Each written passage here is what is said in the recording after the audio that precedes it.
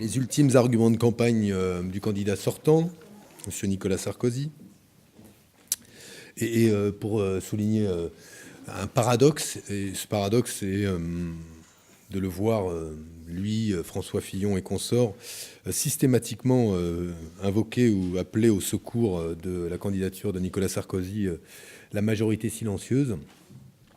comme si la majorité silencieuse était une composée d'hommes et de femmes naturellement portés à voter Nicolas Sarkozy, et rappeler que celui qui appelle au secours la majorité silencieuse est le même président sortant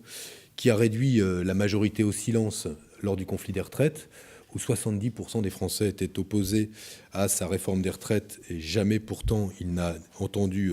de la moindre manière que ce soit la demande de ces Français, pas davantage qu'il n'a organisé à l'époque la négociation sociale. C'est lui aussi qui a réduit au silence les millions d'hommes et de femmes qui souhaitaient que, face au licenciement boursier,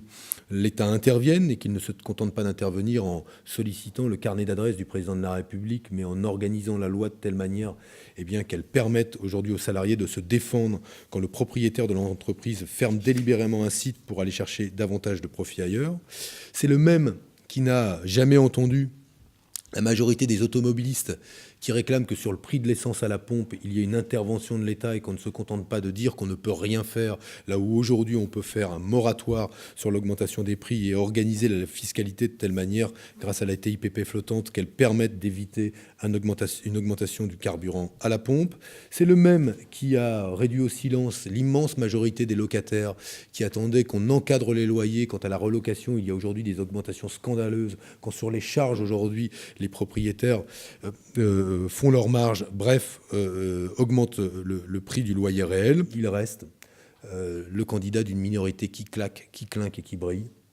c'est-à-dire la minorité qu'il a servi pendant 5 ans de son mandat, cette minorité de Français qui allait déjà bien avant qu'il soit élu président de la République et qui va beaucoup mieux maintenant qu'il termine son mandat. Pourquoi ? Parce qu'il a concentré l'essentiel des politiques publiques à améliorer la vie de ceux qui allaient déjà très, très, très, très bien.